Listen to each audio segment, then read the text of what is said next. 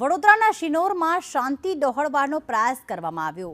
વડોદરાના શિનોર વિસ્તારમાં ઘટના બની છે કે જ્યાં શાંતિ ડહોળવાનો પ્રયાસ જે છે તે કરવામાં આવ્યો છે અને ખાસ પોલીસે વિડીયો વાયરલ કરનારને પણ ઝડપી પાડ્યો છે। શિનોર વિસ્તારમાં ઘટના ઘટી છે જેમાં યુવકે લાગણી દુભાય તેવો વિડીયો પોસ્ટ કર્યો હતો। પોલીસે આરોપી તૌસીફ મંસૂરીને ઝડપી પાડ્યો છે। સમગ્ર મામલે પોલીસે વધુ કાર્યવાહી હાથ ધરી છે। નિલેશ અમારી સાથે જોડાઈ ગયા છે। નિલેશ, આ યુવક દ્વારા કયા પ્રકારનો વિડીયો પોસ્ટ કરવામાં આવ્યો હતો અને પોલીસ દ્વારા શું કાર્યવાહી કરવામાં આવી? જી, ચોક્કસથી જણાવી દઉં કે સિનોરમાં જે પરમના દિવસના જે વિડીયો વાયરલ થયેલો હતો એમાં બજરંગ દળને ખુલ્લો પડકાર ફેંકતો હોય એવો એક યુવક દ્વારા વિડીયો વાયરલ કરવામાં આવ્યો હતો।